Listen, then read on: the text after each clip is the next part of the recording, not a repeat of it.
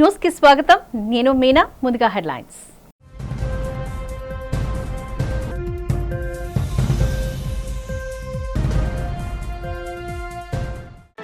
అసెంబ్లీలో AP public service నియామకాల సవరణ బిల్లు ప్రవేశపెట్టిన మంత్రి నారా లోకేష్. అభివృద్ధి సంక్షేమే తమ ప్రభుత్వ నినాదమంటూ వెల్లడి.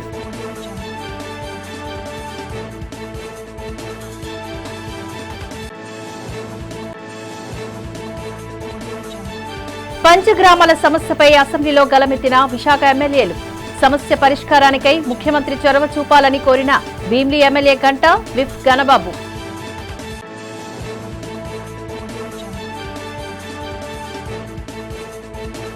అసెంబ్లీలో ఏపీ విపత్తు నిర్వహణ, అగ్ని ప్రమాద నివారణ చట్టం బిల్లు ప్రవేశపెట్టిన హోంమంత్రి అనిత. నివాస భవనాలకు సైతం ఫైర్ ఎన్ఓసీ తీసుకోక తప్పదంటూ స్పష్టీకరణ.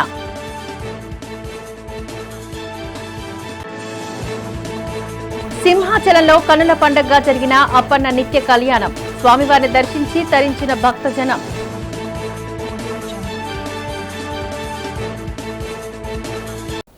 ఇక డీటెయిల్స్ చూద్దాం. ఫ్యాక్షన్ రాజకీయాలకు అడ్డుకట్ట వేసి బాధితులను ఆదుకోవడమే తమ ప్రభుత్వ లక్ష్యమంటూ ఏపీ విద్యాశాఖ మంత్రి నారా లోకేష్ స్పష్టం చేశారు.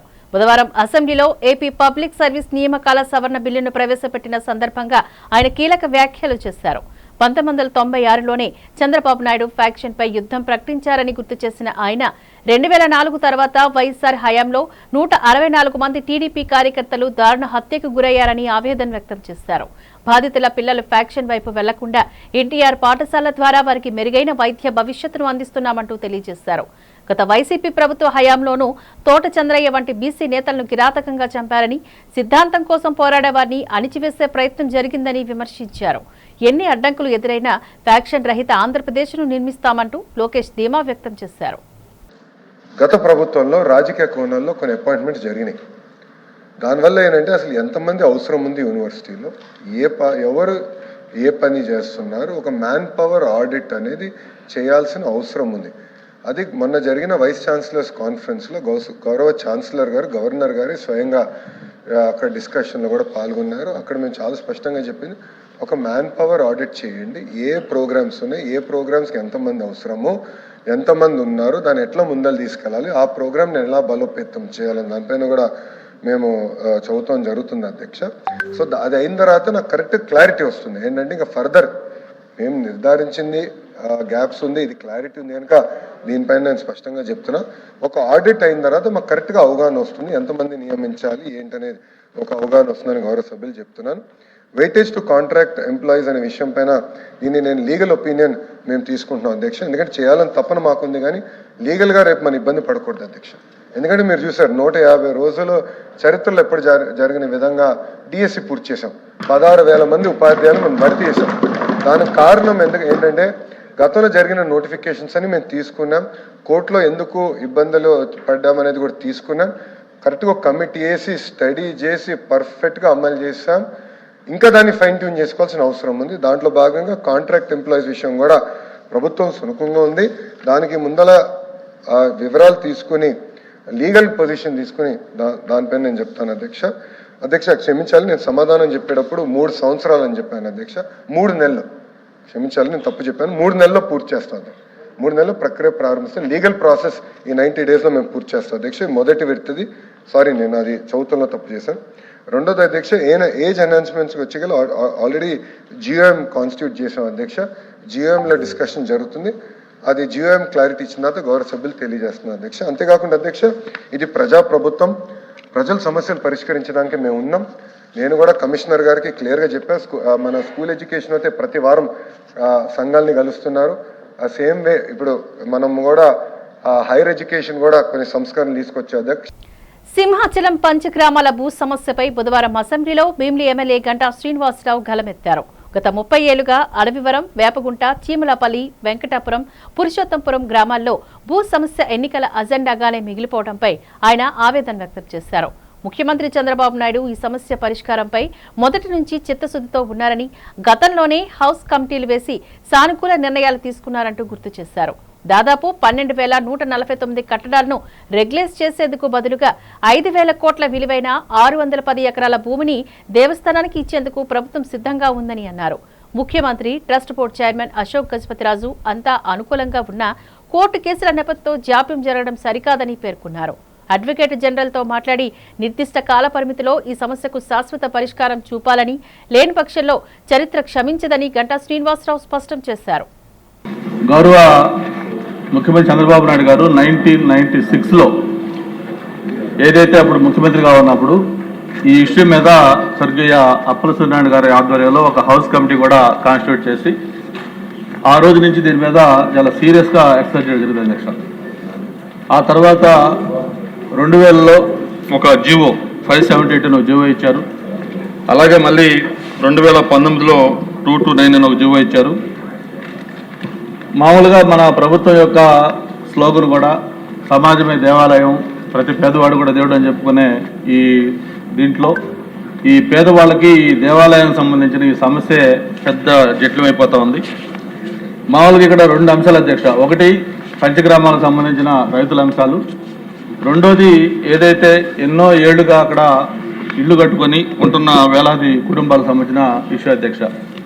మీకు కూడా గుర్తుంది, 2014 ప్రభుత్వం వచ్చిన తర్వాత మనం మొట్టమొదటి క్యాబినెట్ ఆ రోజు ఆంధ్ర యూనివర్సిటీలో కూడా పెట్టినప్పుడు అందరం కూడా మనం అక్కడ ఆ రోజు క్యాబినెట్లో ఉన్నాము. ఈ ఇష్యూ మీద గౌరవ ముఖ్యమంత్రి గారు ఒక స్పెసిఫిక్ టైం ప్రోగ్రామ్ కూడా పెట్టి 100 డేస్లో దీనికి ఒక సొల్యూషన్ చూపించమని చెప్పిన కూడా ఆ రోజు చెప్పడం జరిగింది. ఇది మీకు ఒకసారి ఆ ఫోటో కూడా ఒకసారి చూపిస్తున్నాం మీకు. ఆ రోజు క్యాబినెట్ ఆంధ్ర యూనివర్సిటీలో మీరు కూడా ఈ ఫోటోలో ఉన్నారు. గౌరవ కేఈ కృష్ణపతి గారు అందరూ కూడా దాంట్లో ఉన్న క్యాబినెట్ ఫోటో అది. ఆ రోజు ముఖ్యమంత్రి గారు స్వయంగా ఒక ఆదేశం ఇచ్చి ఆ రోజు ఫస్ట్ మీటింగ్ పెట్టడం జరిగింది. అధ్యక్ష, అసలు ప్రధానంగా సమస్య ఏంటి అనేది ఒకసారి దీంట్లో మనం వెళ్తే, మామూలుగా ఏదైతే ఈ 5 గ్రామాలకు సంబంధించిన రైతులతోటి ఒక ఇష్యూ పక్కన పెడితే, రెండోది ప్రధానంగా ఇప్పుడు అక్కడ నిర్మాణం చేసుకున్న హౌసెస్ అధ్యక్ష, వీటిలందరికీ సంబంధించి కూడా ఇప్పటికే పలు దఫాలు మీటింగ్లు పెట్టడం జరిగింది. రీసెంట్గా కూడా మన కూడా రెవెన్యూ మినిస్టర్, ఎండోమెంట్ మినిస్టర్ ఆధ్వర్యంలో ఒక 1 వీక్ బ్యాక్ ఈ సెషన్లో కూడా మీటింగ్ పెట్టారు. కానీ దీనికి సొల్యూషన్ అంటూ రావట్లేదు అధ్యక్ష. అప్పుడు రాజశేఖర రెడ్డి గారు అపోజిషన్ లీడర్గా ఉన్నప్పుడు ఏదైతే ఈ 578 జివో ఇచ్చారో ఆ జివో కొంతమంది యూజ్ చేసుకొని రెగ్యులేషన్ కూడా చేసుకుంటే, ఆ రోజు రాజశేఖర రెడ్డి గారు అపోజిషన్ లీడర్గా ఉండి దాన్ని నేను అధికారంలోకి వస్తే ఫ్రీగా ఇస్తాను మీకు, దీని మీద మీరు ఏం కూడా డబ్బులు కట్టనవసరం లేదని చెప్తే ఆ రోజు కొంతమంది చేసుకున్న వాళ్ళు చేసుకోగా మిగతా వాళ్ళందరూ కూడా పెండింగ్ పెట్టుకున్నారు అధ్యక్ష. 2014 ప్రభుత్వం వచ్చిన తర్వాత గవర్నమెంట్ కొంచెం సీరియస్గా తీసుకుని దీని మీద మూమెంట్ ఇచ్చిన తర్వాత ఒక కమిటీ కూడా వేసి దీనికి మొత్తం ఒక ప్రొఫార్మా కూడా తయారు చేశారు అధ్యక్ష. 1 నుంచి 100 గజాల వరకు ఫ్రీగా వాళ్ళకి ఇచ్చేటట్టుగా, 101 నుంచి 300 వరకు ఒక value 70% of the base value 98 basic value మీద పే చేసేటట్టుగా ఇట్లా ఒక మొత్తం టేబుల్ ఒకటి వేసేసి దానికి మొత్తం కూడా తయారు చేసి ఇచ్చి ఆల్మోస్ట్ ఆల్ ఫైనలైజ్ అవుతున్న టైంలో ఇది మళ్ళీ కొంతమంది కోర్టులకు వెళ్ళడంతో ఇష్యూ పెండింగ్ ఉంది అధ్యక్ష. మరి నేను ఇప్పుడే మీ ద్వారా ఒకటే అడుగుతా ఉన్నాను, ఇది ప్రభుత్వం సీరియస్గా అనుకుంటా ఉంది, ముఖ్యమంత్రి గారు చాలా సీరియస్గా ఉన్నారు, ఎండోమెంట్ మినిస్టర్ గారు చాలాసార్లు చెప్పారు చేద్దాం తప్పకుండా చెప్పారు. విశాఖపట్నం జిల్లా కలెక్టరేట్లో ఎంపీ శ్రీ భరత్ అధ్యక్షతన బుధవారం జిల్లా ఎలక్ట్రిసిటీ కమిటీ సమావేశం జరిగింది. ఈ సమీక్షలో జిల్లా కలెక్టర్ ఎంఎన్ హరేంద్ర ప్రసాద్ తో కలిసి విద్యుత్ రంగ అభివృద్ధి పనులు, కేంద్ర రాష్ట్ర ప్రభుత్వ పథకాల అమలుపై ఎంపీ సుదీర్ఘంగా చర్చించారు. వినియోగదారులకు నాణ్యమైన విద్యుత్ అందించడమే ప్రధాన ప్రాధాన్యమని, ముఖ్యంగా పీఎం సూర్యఘర్ ముఫ్త్ బిజిలీ యోజన, పీఎం కుసుమ్ వంటి పథకాలపై ప్రజల్లో విస్తృత అవగాహన కల్పించాలంటూ అధికారులను ఆదేశించారు. జిల్లాలో జరుగుతున్న భూగర్భ కేబుల్ పనులు, సబ్స్టేషన్ల నిర్మాణాలు మరియు ఆర్డీఎస్ఎస్ పథకం అమలును వేగవంతం చేసి నిర్ణీత గడువులోగా పూర్తి చేయాలని స్పష్టం చేశారు. విద్యుత్ నష్టాలను తగ్గించి మౌలిక సదుపాయాలను బలోపేతం చేయాలని సూచిస్తూ జిల్లాలోని విద్యుత్ సేవలపై సమగ్ర నివేదికలు, మ్యాప్లు సిద్ధం చేయాలని అధికారులకు ఎంపీ దిశానిర్దేశం చేశారు. ఉత్తరాంధ్ర ఆరాధ్య దైవం శ్రీ వరహాలక్ష్మి నరసింహస్వామి వారి సన్నిధిలో నిత్య కళ్యాణ మహోత్సవం కన్నుల పండుగగా జరిగింది.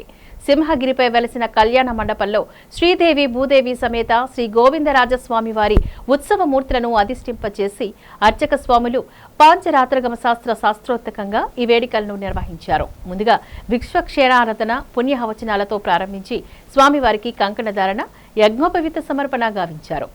వేద మంత్రోచ్చరణలు, మంగళ వాయిద్యాల నడుమ జీలకర్ర బెల్లం మాంగళ్య ధారణ ప్రక్రియను అత్యంత కమనీయంగా పూర్తి చేశారు. లోక కళ్యాణాన్ని కాంక్షిస్తూ నిర్వహించిన తలంబ్రాల వేడుకల్లో భక్తులు పారవస్యంలో పాల్గొన్నారు. కళ్యాణం అనంతరం భక్తులకు వేద పండితులు ఆశీర్వచనాలు అందజేయగా దేవస్థానం తరపున శేషవస్త్రాలు ప్రసాదాలు అందజేసి అంతరాలయ దర్శనాన్ని కల్పించారు. ఈ సందర్భంగా దేవస్థానం ఈవో మాట్లాడుతూ నిత్య కళ్యాణంలో పాల్గొన్న భక్తులందరికీ ఆ స్వామివారి కృపతో సకల ఐశ్వర్యాలు ఆరోగ్యాలు కలగాలని ఆకాంక్షించారు.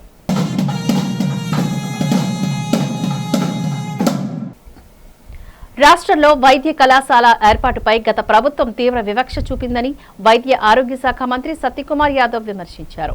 శాసనసభలో ఆయన మాట్లాడుతూ మంజూరైన 17 మెడికల్ కాలేజీల మొత్తం వ్యయం 8,480 కోట్లు కాగా గత ప్రభుత్వం కేవలం 1,500 కోట్లు మాత్రమే ఖర్చు చేసిందని తెలిపారు. అందులోనూ ఒక్క పులివెందుల కాలేజీకే 500 కోట్లు కేటాయించి మిగిలిన ప్రాంతాలను నిర్లక్ష్యం చేశారంటూ మండిపడ్డారు. కూటమి ప్రభుత్వం అధికారంలోకి వచ్చిన తక్కువ కాలంలోనే 900 కోట్ల విలువైన పనులు పూర్తి చేసిందని మంత్రి వివరించారు. పార్వతీపురంలో కనీస భూసేకరణ కూడా జరగలేదని వైసీపీ నేతలు అసత్య ప్రచారాలు చేస్తున్నారని ధ్వజమెత్తారు. రానున్న 2 విద్యా సంవత్సరాల్లో 10 వైద్య కళాశాలలను పీపీపీ విధానంలో నడిపేందుకు ప్రభుత్వం చర్యలు తీసుకుంటుందంటూ మంత్రి సత్యకుమార్ స్పష్టం చేశారు. 5 ఏళ్ల అరాచక పాలన వల్లే వైసీపీ 11 సీట్లకు పడిపోయిందని ఆయన ఎద్దేవా చేశారు. 11 కళాశాలలు నబార్డ్ కింద, 3 సెంట్రల్ స్పాన్సర్ స్కీమ్ కింద, 3 శాస్కీ కింద మంజూరయ్యే అధ్యక్ష. దీనికి మొత్తం వెచ్చించాల్సిన మొత్తం అయితే 8,480 కోట్లు అయితే గత ప్రభుత్వం 4 సంవత్సరాల్లో 2020లో మంజూరైన కళాశాలలు 4 సంవత్సరాల్లో 1,500 కోట్లు మాత్రమే ఖర్చు పెట్టింది అధ్యక్ష. తర్వాత కూటమి ప్రభుత్వం వచ్చిన తర్వాత 938 కోట్లు ఖర్చు పెట్టి వివిధ దశల్లో ఆగిపోయిన పనులని పూర్తి చేసే పని కూడా చేసింది అధ్యక్ష. ఇక్కడ ప్రధానంగా గుర్తించాల్సిన విషయం ఏంటంటే మొదట్లో హడావిడిగా 23 సంవత్సరాలు హడావిడిగా మొదలుపెట్టిన కళాశాలలు ఏవైతే ఉన్నాయో రాజమండ్రి కానీ, విజయనగరం కానీ, ఏలూరు కానీ, నంద్యాల కానీ ఇటువంటి కళాశాలల్లో వాళ్ళు పెట్టాల్సిన మొత్తం ఖర్చు 3,525 కోట్లు అయితే 918 కోట్లు మాత్రమే ఖర్చు పెట్టారు అధ్యక్ష. ఈ ప్రభుత్వం వచ్చిన తర్వాత గత 20 నెలల్లో 530 కోట్లు ఖర్చు పెట్టింది. ఇక 10 కాలేజీలు ఏవైతే పీపీపీ మోడల్లో ప్రతిపాదిస్తున్నామో వాటిలో పెట్టాల్సిన ఖర్చు 4,955 కోట్లు అయితే 631 కోట్లు మాత్రమే గత ప్రభుత్వం ఖర్చు పెట్టింది అధ్యక్ష. ఈ ప్రభుత్వం వచ్చిన తర్వాత 406 కోట్లు ఖర్చు పెట్టడం జరిగింది. దురదృష్టకరమైన విషయం ఏంటంటే అధ్యక్ష, 10 కళాశాలల్లో 631 కోట్లు ఖర్చు పెడితే దాంట్లో 396 కోట్లు సింహభాగం కేవలం పులివెందులకు మాత్రమే ఖర్చు పెట్టారు అధ్యక్ష. ఇక్కడ మనం గుర్తించాల్సింది ఏంటంటే ఈ వైద్య కళాశాలలు పేద విద్యార్థులకి నాణ్యమైన వైద్యాన్ని అందించడానికి, పేదలకి మెరుగైన వైద్య సేవలను అందించడానికి అయితే ఒక సంరక్షకుడిగా ఉంటున్న వ్యక్తి అన్ని 17 కళాశాలల మీద ఏకదృష్టితో చూడాలా, అన్నింటినీ అభివృద్ధి చేసే దిశగా ప్రయత్నం చేయాలి అధ్యక్ష. తప్పులేదు సొంత నియోజకవర్గం మీద ప్రేమ కురిపించడంలో. కానీ 631 కోట్లకు గాను దాదాపు 400 కోట్లు ఒకే కళాశాల మీద ఖర్చు పెట్టి మిగతా కళాశాలల మీద వివక్ష చూపే ప్రయత్నం చేశారు అధ్యక్ష. మీ నియోజకవర్గానికి సంబంధించి కూడా 500 కోట్లు అడ్మినిస్ట్రేటివ్ శాంక్షన్ ఇస్తే 10,70,00,000 మాత్రమే ఖర్చు పెట్టారు అధ్యక్ష. ఇంకా అటువైపు పార్వతీపురం అయితే భూ సేకరణ కూడా జరగలేదు అధ్యక్ష. కానీ ప్రతి ప్రెస్ కాన్ఫరెన్స్ లో కూడా 17 కళాశాలలు నిర్మించామని చెప్తారు అధ్యక్ష.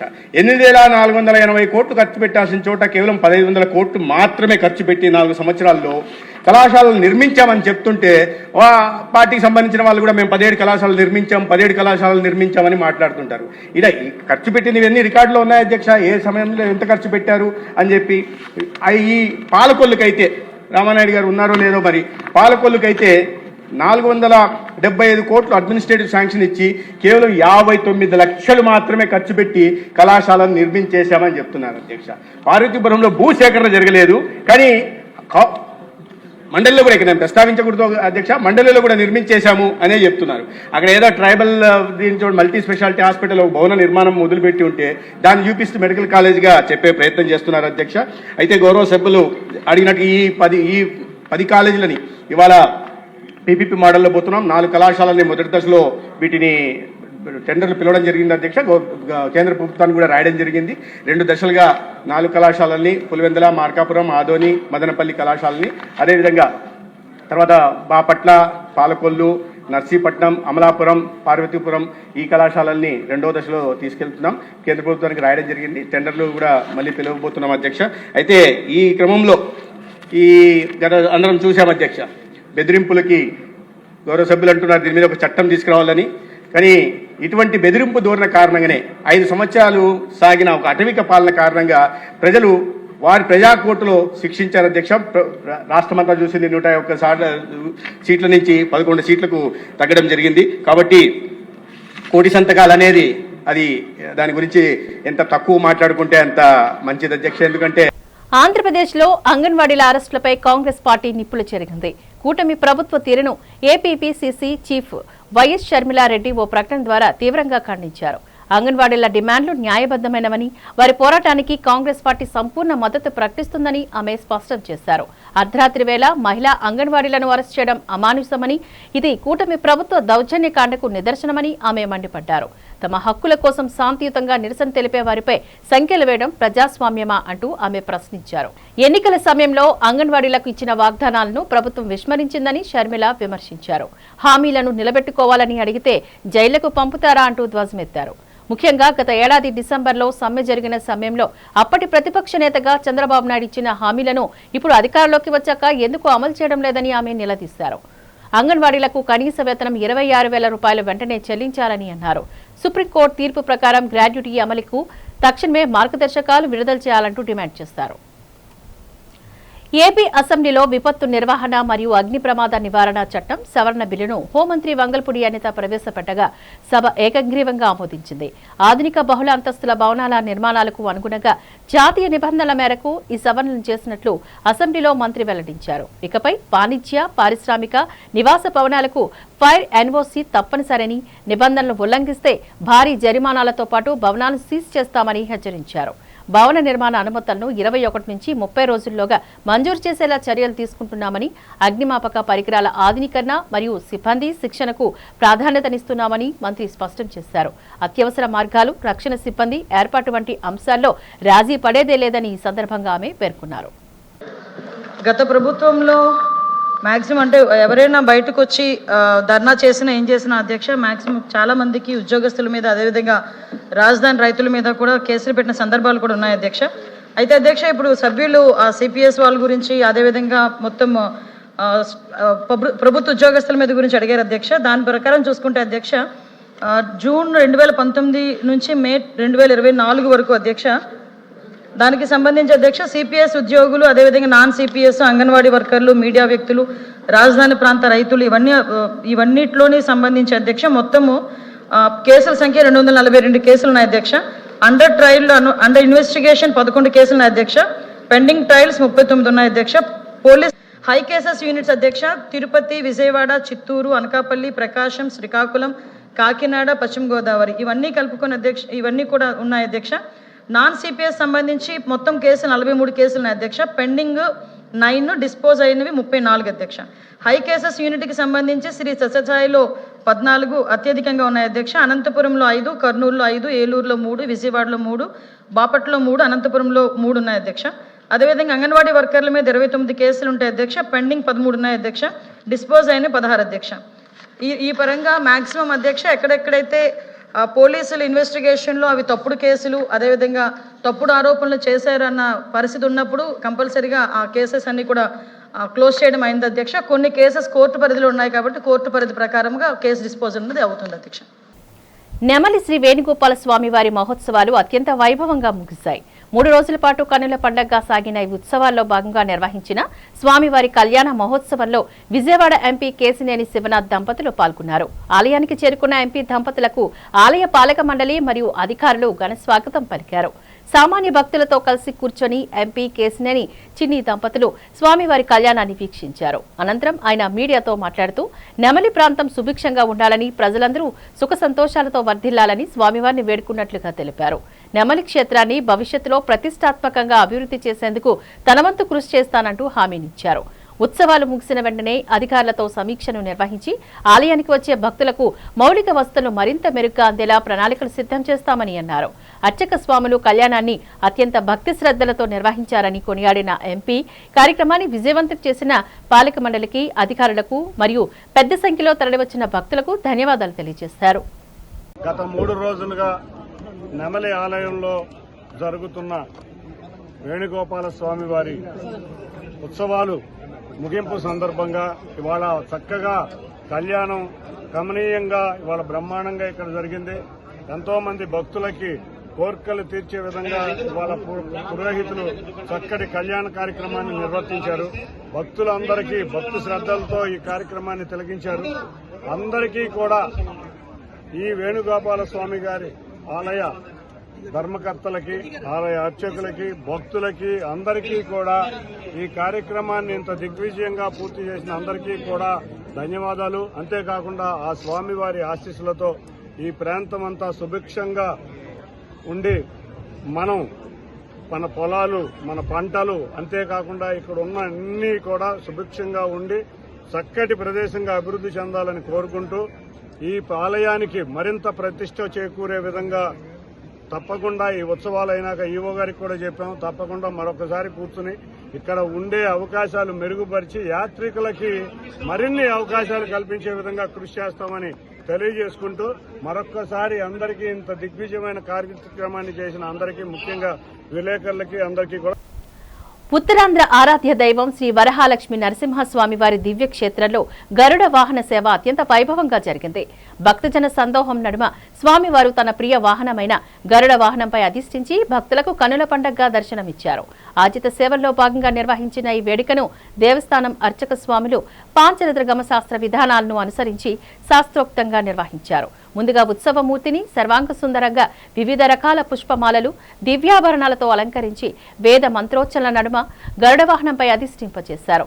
మంగళ వాయిద్యాలు, భజన కీర్తనల నడుమ స్వామివారి ఊరేగింపు ఆలయ ప్రాకారం గుండా కమనీయంగా సాగింది.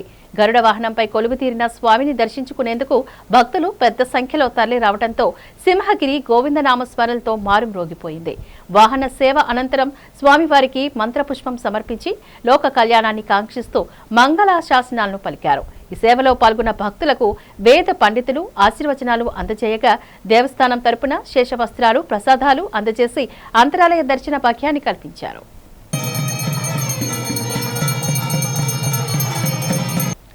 పశుపక్షాదులకు నీరు అందుబాటులో ఉంచండని గ్రీన్ క్లైమేట్ టీం ఎన్జీఓ వ్యవస్థాపక కార్యదర్శి జేవీ రత్నం పిలుపునిచ్చారు.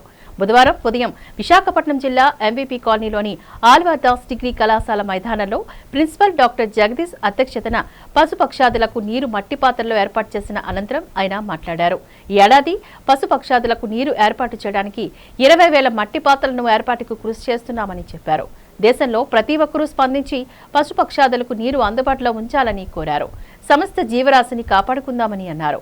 రాష్ట్ర, కేంద్ర ప్రభుత్వాలు స్పందించి పశుపక్షాదులకు నీటి వసతిని కల్పించాలని కోరారు.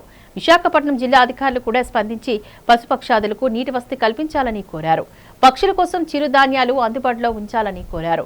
అడవుల్లో, కొండల మీద, తీర ప్రాంతాల్లో వర్షాకాలంలో చిరుధాన్యాలు జల్లి పశుపక్షాదులకు ఆహారం అందుబాటులోకి తీసుకురావాలని కోరారు. వేసవికాలంలో నీటి కోసం అడవి నుంచి బయటకు వచ్చే వన్యప్రాణుల వేటగాల బారిన పడకుండా, వేట జరగకుండా చర్యలు చేపట్టాలని ప్రభుత్వాన్ని కోరారు.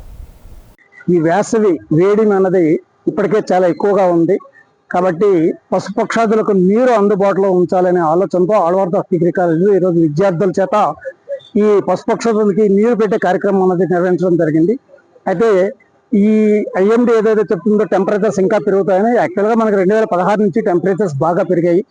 400 పార్ట్స్ పర్ మిలియన్కి CO2 పెరిగింది. దీనివల్ల జరుగుతున్న నష్టాన్ని దృష్టిలో తీసుకొని ప్రతి ఒక్కరూ కూడా పశుపక్షాదులకి నీరు అందుబాటులో పెట్టాలని కోరుతున్నాము. అలాగే ప్రభుత్వం కూడా స్పందించి పశుపక్షాదులకు నీరు అందుబాటులో ఉంచడానికి ఏర్పాట్లు చేయాలని కోరుతున్నాం. జీవీఎంసీలో కొంతవరకు చేస్తున్నారు, VMRDలో చేస్తున్నారు, కానీ ఈ ఒక్క మన జిల్లా వరకు పరిమితం కాదు. దేశవ్యాప్తంగా ఇది ఇంప్లిమెంట్ కావాలని అధికారులందరినీ, ప్రభుత్వాన్ని మనం కోరుతూ ఉన్నాం. సో మనం వాళ్ళకి షెల్టర్ కానీ చిన్న మట్టి కొండలు పెట్టి వాళ్ళకి నీళ్లు, ఇలా ధాన్యాలు అన్ని వాళ్ళకి పెట్టి ఎంతో కొంత సహాయపడాలి. ఎందుకంటే ఈ మధ్య పిచ్చుకలు అవన్నీ చాలా వరకు అంతరించిపోయేలాగా ఉన్నాయి. పిచ్చుకల సంఖ్య కూడా చాలా తక్కువగా ఉంది. మనమంతా సహాయంగా మనం మన ఇంటి పైన ఎక్కడో ఒక దగ్గర వాళ్ళకి షెల్టర్ పెట్టి, వాటర్ పెట్టి, ఇలా ధాన్యాలు అన్ని వాటికి ఇవ్వగలిగితే ఎంతో కొంత వాళ్ళకి ఇదవుతుంది. సంఖ్య పెరగడానికి మనం సహాయపడే వాళ్ళగా ఉంటాం. సింహాచలం పంచగ్రామాల భూ సమస్యపై ప్రభుత్వ విప్ విశాఖ పశ్చిమ ఎమ్మెల్యే గణబాబు అసెంబ్లీలో ప్రస్తావించారు.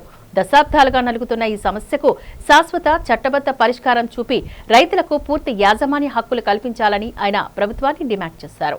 1903 గిల్మెన్ సర్వే 1952 గెజెట్ నోటిఫికేషన్ల ప్రకారం ఇవి ఇనాం ఎస్టేట్లేనని, కానీ కొన్ని సాంకేతిక కారణాల వల్ల వీటిని దేవస్థానం భూములుగా పరిగణించడం వల్ల వేలాది మంది రైతులు రిజిస్ట్రేషన్లు కాక ఇబ్బందులు పడుతున్నారని ఆవేదన వ్యక్తం చేశారు. ఈ వివాదంపై ప్రభుత్వం హైకోర్టులో బలమైన కౌంటర్ దాఖలు చేయాలని 1953 నాటి ట్రిబ్యునల్ ఆర్డర్లను పరిగణలోకి తీసుకుని రైతులకు త్వరితగతిన న్యాయం చేయాలని గణబాబు కోరారు. న్యాయపరమైన చిక్కులను తొలగించి కాలపరిమితితో కూడిన పరిష్కారంతో పంచగ్రామాల ప్రజల దశాబ్దాల కలను సాకారం చేయాలని ఆయన ప్రభుత్వాన్ని ఈ సందర్భంగా కోరారు. అధ్యక్ష, పంచగ్రామాల సమస్య ఇది చాలా లాంగ్ పెండింగ్ ఇష్యూ కింద విశాఖపట్నంలో ఉన్నటువంటి సమస్య. ఇప్పుడే గంటా శ్రీనివాస్ గారు చెప్పినట్టు ఈ 5 గ్రామాల్లో 6 ఎమ్మెల్యేలు ఉన్నాం అధ్యక్ష. అంటే నియోజకవర్గ పరిధి మొత్తం విశాఖ నగరంలో ఉండేటువంటి ఆ ఆలయం చుట్టూ ఉండేటువంటి ప్రాంతం కావచ్చు, ఆ 5 గ్రామాలు కావచ్చు, ఒక ప్రధాన సమస్యగా ఉంది అధ్యక్ష. దీనికి ఈ పరిష్కారం కాకపోవడానికి ఒక చారిత్రక నేపథ్యం ఒకటైతే, ఒకటి ఏదైతే పిల్ గతంలో పీఠాధిపతులు వేసినటువంటి ఎండోమెంట్ ల్యాండ్స్కి సంబంధించినటువంటి పిల్లు వల్ల ఇది ఇంకా జాప్యం అవుతుందనేటువంటిది మంత్రి గారి సమాధానంలో అర్థమైంది అధ్యక్ష. అయితే దీని పరిష్కారం కూడా అధ్యక్ష ఒక చారిత్రక నేపథ్యం కూడా తెలుసుకుంటే ఆ పరిష్కారం అవకాశం ఇప్పుడు రామకృష్ణబాబు గారు చెప్పినట్టు అడ్వకేట్ జనరల్ ప్రస్తావన ఎందుకు వచ్చిందంటే, ఇది అధ్యక్ష ఈ పంచగ్రామాలు విజయనగరం ఎస్టేట్లో ఉండేవి అధ్యక్ష. విజయనగరం ఇనాం ఎస్టేట్, ఆ ఇనాం పేరు రిజిస్టర్లో కూడా అదేవిధంగా గిల్మెన్ 1903లో గిల్మెన్ అనేటువంటి వారిని ఐసీఎస్ ఆఫీసర్గా ఆ ఎస్టేట్లో మైనర్ రాజావారు ఉండేటప్పుడు స్పెషల్ ఆఫీసర్గా రిక్రూట్ చేయబడింది అధ్యక్ష. ఆయన చేసినటువంటి సర్వేలో కూడా ఇనాం ఎస్టేట్గా పరిగణించబడింది అధ్యక్ష. తర్వాత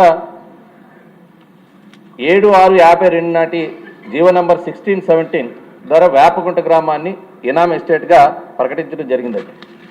అలాగే ఆంధ్ర ఏరియాకి సంబంధించిన స్టేట్ అబాలిషన్ యాక్ట్ 1948లో, ఆ తర్వాత 1936 ముందు కూడా నోటిఫై చేసినటువంటి ఇనాం గ్రామాల చట్టంలోని సెక్షన్ 2/6 కింద ఇనాం ఎస్టేట్గా కూడా నిర్వహించబడ్డాయి.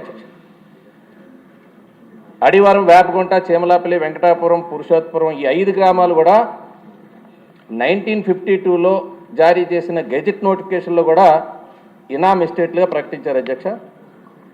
మీ అందరికీ తెలుసు, ఎస్టేట్ అబాలిషన్ యాక్ట్ 1948 తర్వాత రాష్ట్రం అంతా కూడా అక్కడ ఉండేటువంటి రైతులకి వాళ్ళకి పూర్తి హక్కులు రావటం, ఆ యాక్ట్ ద్వారా వచ్చినటువంటి వారికి వారసులకు కూడా ఇవ్వడం అధ్యక్ష. ఒక నిమిషం అధ్యక్ష, ఈ సమస్య అంతా వచ్చింది మీరు ఒకసారి ఆలోచిస్తే, అప్పటి సెటిల్మెంట్ ఆఫీసరు విశాఖపట్నం ఇనాం సెటిల్మెంట్ ఆఫీసర్ చట్టంలోని సెక్షన్ 9 కింద అధికారాలను వినియోగిస్తూ వేపగుంట ముక్కాసాన్ని ఇనాం ఎస్టేట్గా ప్రకటించారు అధ్యక్ష. ఆ అప్పీలు ఎస్టేట్ అబాలిషన్ ట్రిబ్యునల్ ముందు 1951 దేవస్థానం సెక్షన్ 9(4) కింద విజయనగరం ఎస్టేట్ అబాలిషన్ ట్రిబ్యునల్ ముందు రెస్పాండెంట్స్ పేర్లు లేవు అధ్యక్ష. రెస్పాండెంట్ లేని ప్రతిపాదనలపై అప్పీల్ దాఖలు. వార్తలు ముగించే ముందు ముఖ్యాంశాలు మరొక్కసారి చూద్దాం.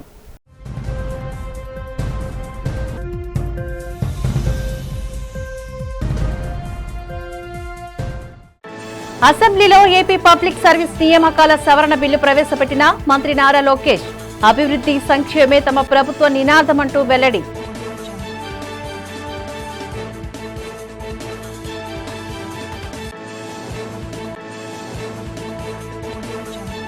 పంచగ్రామాల సమస్యపై అసెంబ్లీలో గలమెత్తిన విశాఖ ఎమ్మెల్యేలు. సమస్య పరిష్కారానికై ముఖ్యమంత్రి చొరవ చూపాలని కోరిన భీమిలి ఎమ్మెల్యే గంటా, విప్ గణబాబు.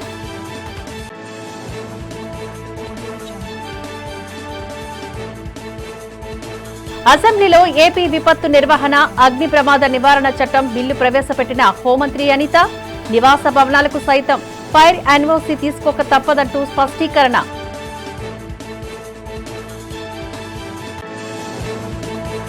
సింహాచలంలో కన్నుల పండుగగా జరిగిన అప్పన్న నిత్య కళ్యాణం. స్వామివారిని దర్శించి తరించిన భక్తజనం.